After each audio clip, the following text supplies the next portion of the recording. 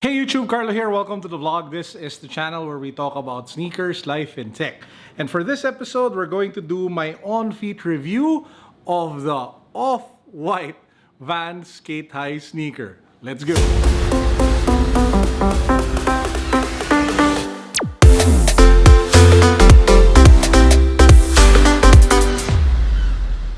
Now, if you haven't subscribed to the channel yet, I have amazing news for you guys. We are giving this away. This is a brand new Yeezy Boost 350 V2 Black Static size 9.5. So if you want this brand new Yeezy, subscribe to my channel, follow me on Instagram, like my Facebook page. All of those details can be found in the description box, and click the link with the video that talks about the rest of the mechanics for this giveaway.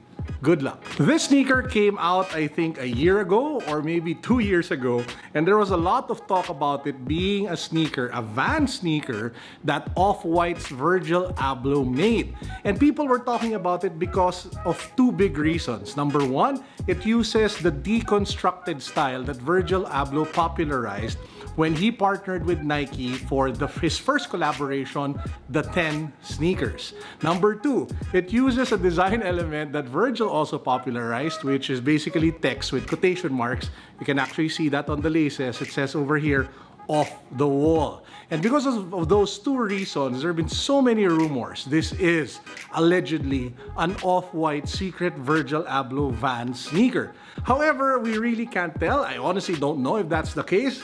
But for today's episode, we're just going to put them on feet and review them. I actually unboxed this last year. I just wasn't able to do the follow-up on feet review. Now, the official name of this one is the VANS Skate High Cut and Paste LX Marshmallow, something like that. And I was able to find it selling on ShoefreakPH last year, which is a trusted reseller that I usually go to buy my sneakers. Now, talking about the design elements, the upper is dominantly supposed to be canvas, but with two overlays. You have leather and suede overlays. You have suede material here, suede material along the sides, and then you have leather overlays as well, especially here along the eye stays and the different corners of the sneaker for added, well, what do you call this, character. You have the vulcanized midsole with the off-the-wall Vans branding. You have the rubber gum outsole, of course, with the waffle traction pattern that Vans popularized. And probably the most striking detail about it is this zipper that runs along the lateral side of the shoe, which actually makes it a comfortable slip-on skate-high sneaker. Because even if the laces are tied, or not too loose, you just have to unzip it and then you can actually slip your foot inside and then zip it back on. One detail I love about this is really with the eyelets. If you take a look at it, there are several ones with metal rings, but it's not consistent. So you might have a metal ring here, but the one across is just your normal hole. Then you have another metal ring here, but this one is also not. So I just love the inconsistency of the overall design. Now, obviously, the design and the look is something that's very subjective. You either love it or you hate it, or you don't care. But ultimately, my main issue with the sneaker is that it's kind of hard to maintain.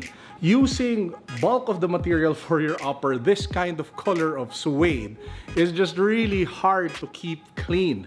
And it's not far off that it will get stains, it will get dirty, so you will have to wipe it down every now and then, or you will have to protect it with stain guards such as Crep Protect every 2 weeks or so. So the maintenance is there. So honestly, this is one of those sneakers that doesn't fit well into the beat up look.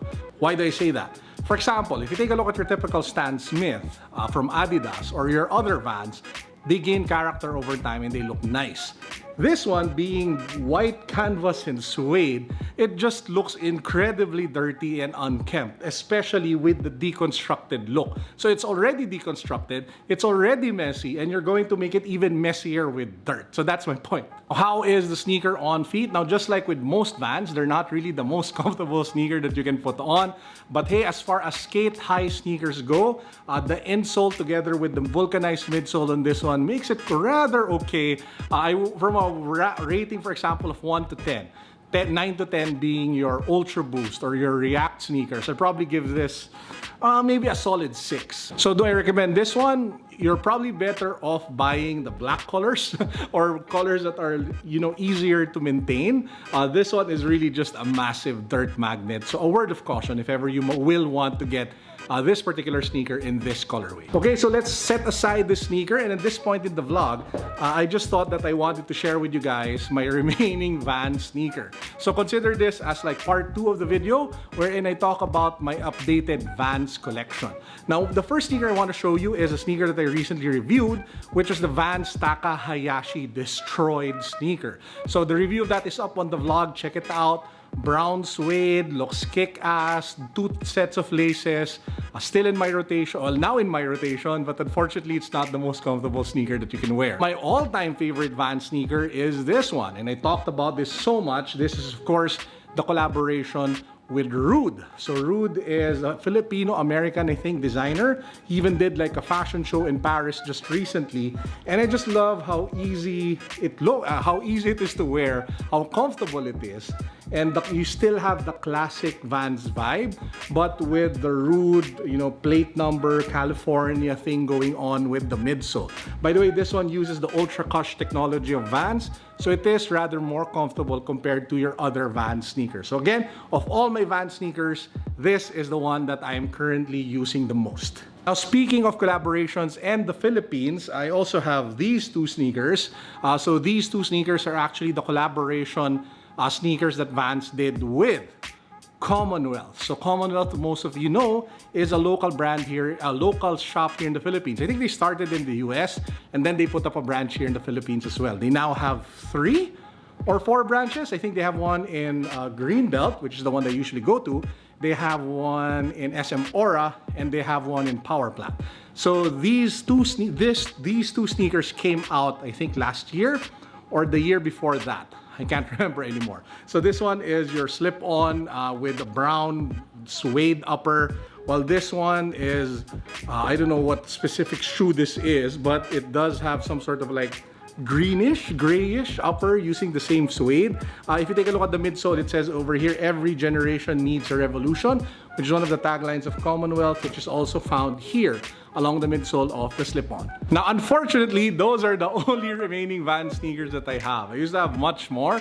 And if you guys didn't see my entire sneaker collection video, I'll link it down below. I talked about how I sold a lot of my sneakers already because most of them I wasn't able to use. So I'm trying to limit and really curate the sneakers that I have sitting on my shelves and just keep the ones that I love to wear or the ones that I know that I will wear probably within the next 30 days. So that's the current mindset that I have with my shoes, and thus the massive reduction in sneakers across the board, not just Vans, but also Adidas and Nike, New Balance, Under Armour, really trying to keep the number of shoes down. For our power-up words of wisdom for the day, the word that we will focus on is workarounds. What does workaround mean? It's trying to find an alternative solution to a problem that you have. So for example, one of the things that a lot of people are complaining about is the scarcity right now of alcohol. So if you go to supermarkets, if you go to different places, apparently there are some supermarkets or groceries that don't have a lot of stock of alcohol. And there are a lot of private companies working around the clock on it. And I did read a couple of announcements saying that maybe in a week or so, we will have adequate supply of alcohol.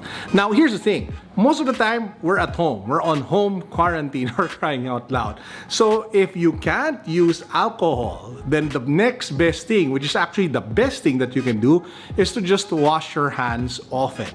So for example, if you touch something, if you feel dirty, if you have the urge to use alcohol while you're at home, then just wash your hands. Use soap.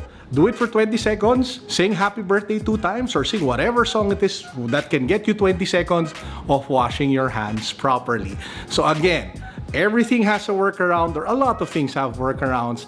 Just try to think of alternate solutions to the problems that you have right now. Workarounds. Just like for example, you are a PUI, so a person under investigation, you are showing symptoms of COVID-19, and then maybe lang naman, instead of going to the grocery, let's say SNR in Taguig, where there are a lot of people that can potentially be infected if ever you do have the sickness, maybe You can either designate somebody else to buy, or maybe you can check out all the online grocery options that are available, or maybe you can just wait it out and try to extend what you have. Maraming paraan. Use your kokote.